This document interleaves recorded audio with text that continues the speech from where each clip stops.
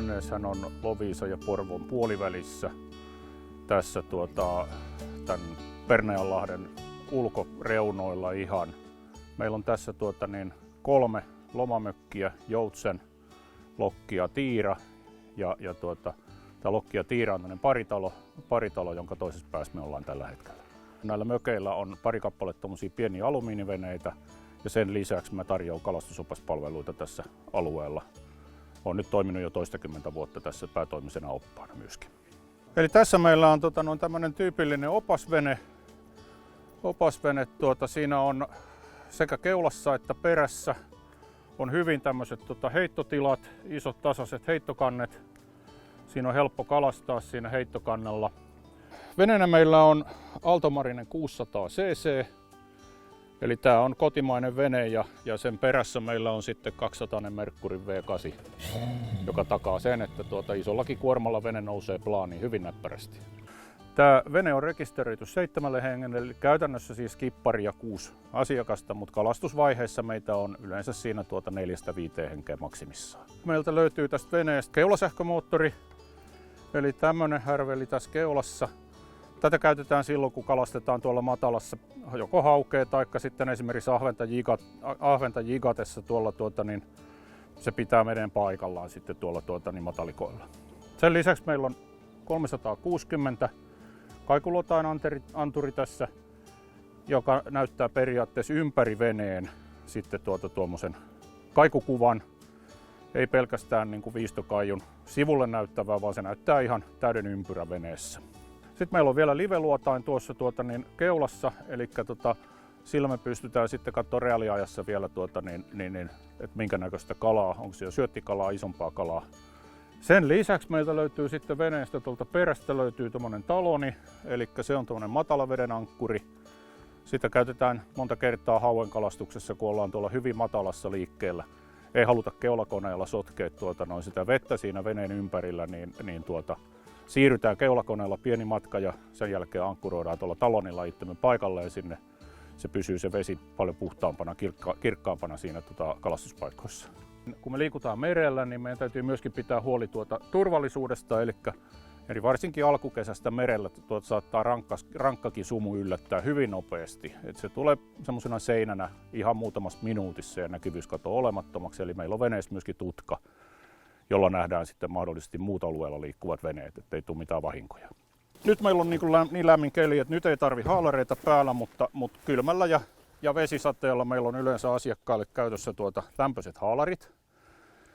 Eli näiden kanssa tuolla tarkenee tuolla merellä varsin hyvin. Ne pitää tuulta ja ne pitää vettä. Sen lisäksi sitten kylmällä kelillä on mahdollisesti vielä pipoja ja hanskoja käytössä. Käytetään pelastusliivejä näiden haalareiden päälläkin sen takia, että haalarithan ei käännä välttämättä varmuudella. Ja jos sinne veteen joutuu jostain syystä, niin aina mukavampi noukkia sitten asiakas kyytiin sieltä niin siinä vaiheessa, kun silloin suu vedenpinnan yläpuolella ja sen takia pannaan paukkuliivit päällimmäiseksi. Sen lisäksi, mitä meiltä muuta löytyy veneestä turvallisuuteen liittyvää, niin meillä on ensiapuvälineet löytyy tuolta laatikosta. Ja sen lisäksi meiltä löytyy 2 jauhesammutinta. Näistä kummastakin pitkästä laatikosta löytyy 6 kilon jauhesammuttimet. Tietysti ihan ensimmäisenä pidetään aina asiakkaalle semmoinen lyhyt luento turvallisuudesta veneessä. Eli toisin sanoen siinä vaiheessa, kun me liikutaan vähän nopeampaa, niin silloin pitää istua. Ja sitten kun ruvetaan kalastamaan, niin sitten voi aika vapaasti liikkuu pitkin venettä. Aikaisempaa kokemusta ei tarvi, eli me lähdetään ihan siitä, että tarvittaessa opetetaan ihan alusta alkaen kaikki. Et ei tarvitse olla esimerkiksi aikaisempaa veneilykokemusta tai kalastuskokemusta. Et kaikki hoidetaan kyllä kuntoon sitten reissuaikana. Toukokuun puoliväli, kesäkuun puoliväli, se väli on oikeastaan semmoista, sanotaan, että kohtuu kuumaa hauenkalastusaikaa. Hauki on kutenut ja se on suht helposti tavoitettavissa. Sieltä rannan läheltä löytyy vielä isojakin kaloja tällä hetkellä. Sesonki jatkuu sitten sillä tavalla, kun päästään myöhempään kesään, niin oikeastaan silloin pääasiassa löytyy pienempää kalaa. Satunnaisesti joku isompi jostakin ja syksyllä kun vedet rupeaa uudelleen jäähtymään, niin selkeä ne isot hauetkin alkaa palautua tuonne rantaan ja se isomman hauen mahdollisuus on hyvä. Ahvenen osalta syksy on sitten yksi semmoinen sesonki, kun vesien jäähtyessä ahven kerääntyy parviin. Ensimmäiseksi tuommoisille virtapaikoille ja pateille ja siellä se viihtyy oikeastaan jäiden tuloon saakka.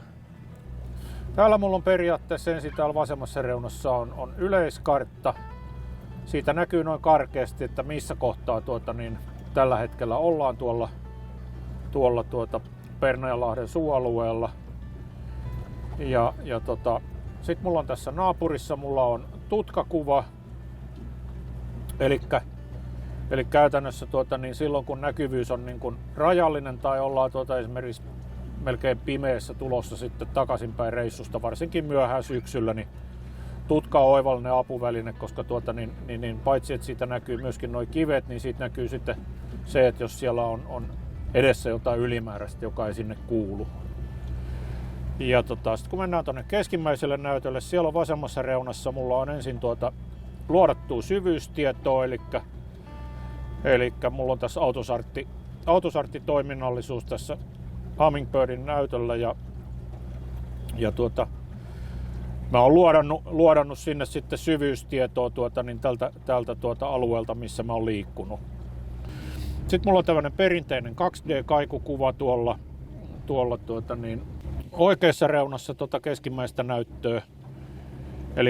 Elikkä siinä näkyy myöskin sitten kalakaiut ja sen jälkeen mulla on täällä oikealla näytöllä vielä erikseen tämmönen viistokaijun kuva sillä tavalla, että siinä näkyy periaatteessa niin kuin veneen molemmin puolin. Nyt me lähestytään tuommoista matalaa aluetta tässä. Vesi on vähän sameeta, niin tää on ihan hyvä heittää isokone pois päältä tässä kohtaa ja siirrytään keulakoneella liikkumaan, jolloin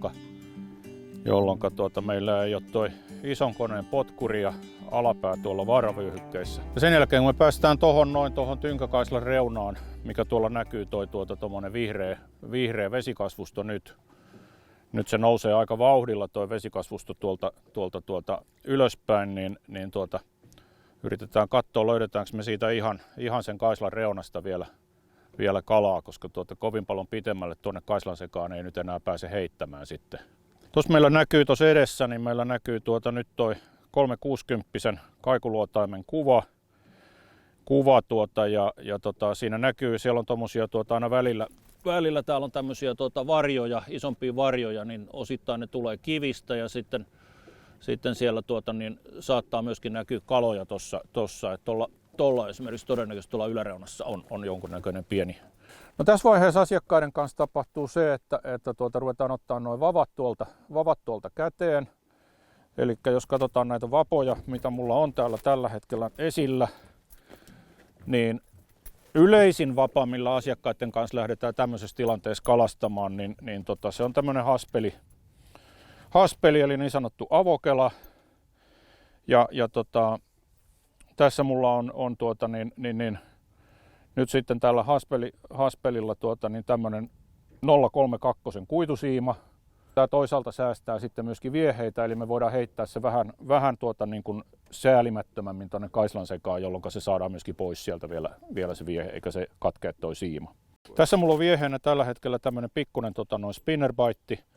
Tämä vapaa on kohtuullisen pehmeä, eli sen takia mulla on tämmöinen pikkunen spinneri tässä päässä.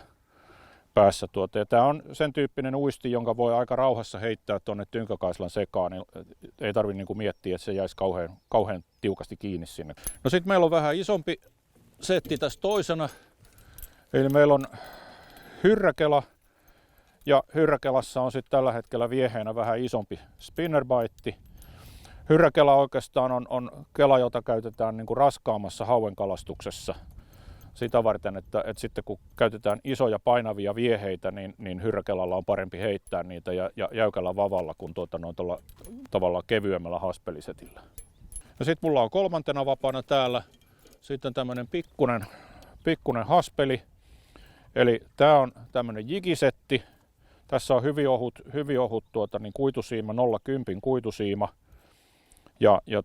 Muuten samanlainen periaatteessa kuin tuo haukisettikin toiminnaltaan, mutta niin ohuempaa siimaa käytetään ja sitten kun kalastetaan jikillä alueella, jossa on haukia, niin yleensä tännekin pannaan jonkunlainen peruke.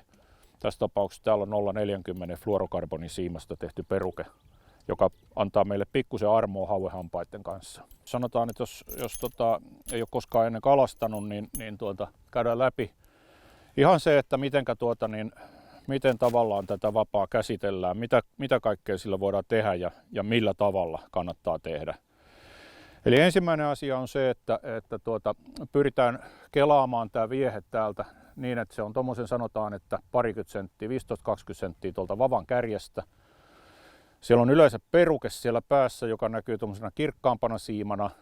Saattaa se perukkeen solmu ottaa kiinni tuonne vaparenkaaseen, mutta pienellä nykäisyllä se tulee läpi sieltä sitten vähän pitemmälle.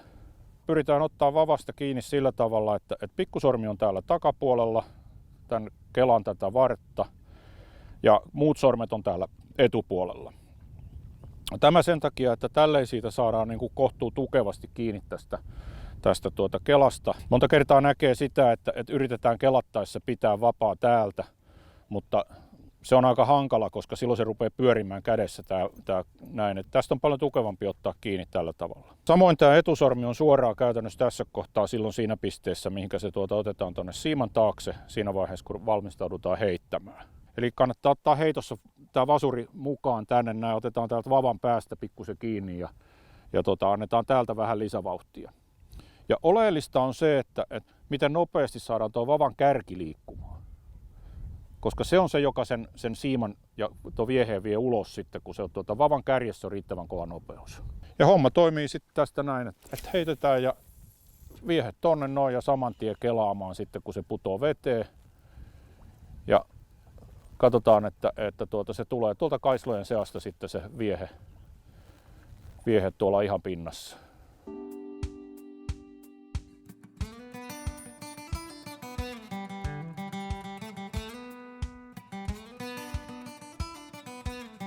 Taas haavi.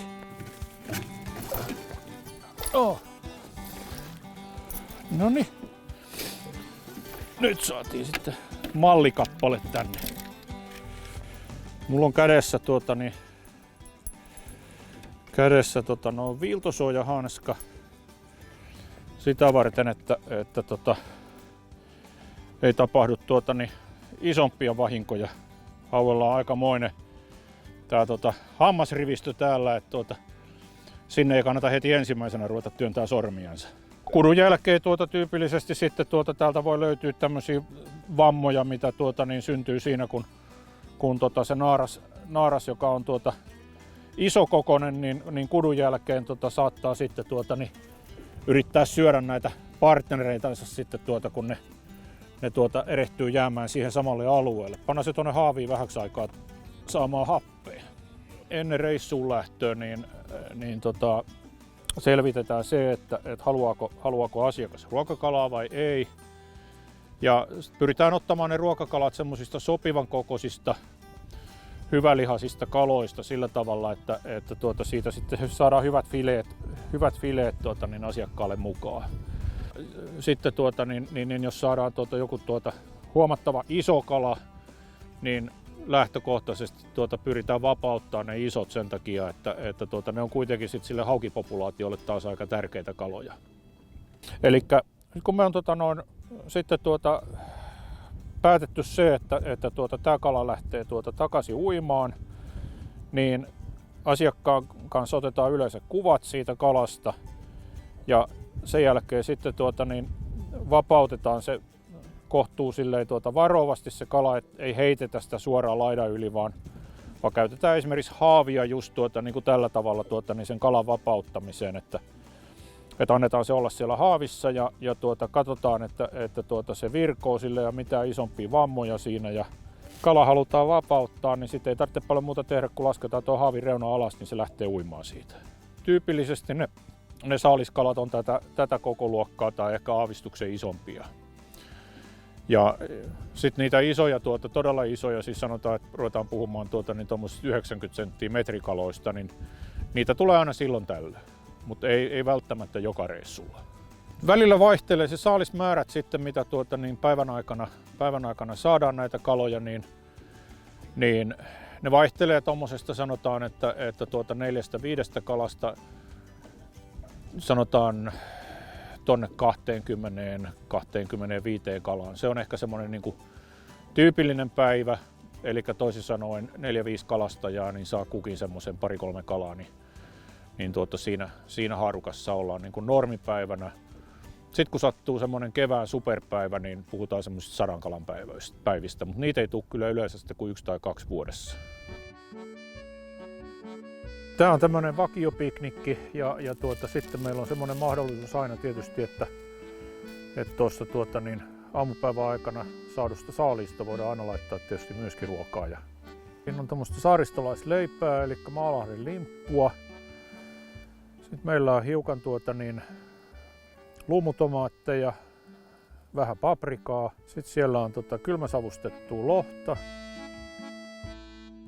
Yksi semmoinen kaikkein mielenpainuvimpia keikkoja oli kyllä, kun oli päivä jigattu ahventa asiakkaiden kanssa ja heitettiin semmoista matalaa kivikkoa. Ja hetken päästä yksi näistä asiakkaista totesi, että no niin, nyt täällä on taas semmoinen kiloinen hauki siinä siimon päässä. Ja mäkin katsoin sitä jigivavan kärkeä ja se vavan kärki oli sille ihan tasaisesti kaarella eikä minkäännäköistä papinaa. Ja mäkin tuumasin sitten, että no taitaa olla, että varauduin sitten kelaa siihen, että mä otan käsin sen ylös sieltä sitten se hauen kun se tulee siihen veneen viereen. Ja vesi oli sameeta kuin kahvimaito, siitä ei nähnyt läpi yhtään mitään. Ja sitten hetkeä myöhemmin, kun se alkoi se kala olla siinä veneen vieressä ja rupesi nousee ylös sieltä. Ei jumalauta, mikä ahven. Mutta siinä vaiheessa tuli kiire haaville ja haavi veteen ja kala haaviin ja ylös. Ja lopputulos oli se, että siinä kuvattiin 51-senttinen ahven asiakkaan saaliina ja hetkeä myöhemmin sitten ahvenen vapautusvideolle.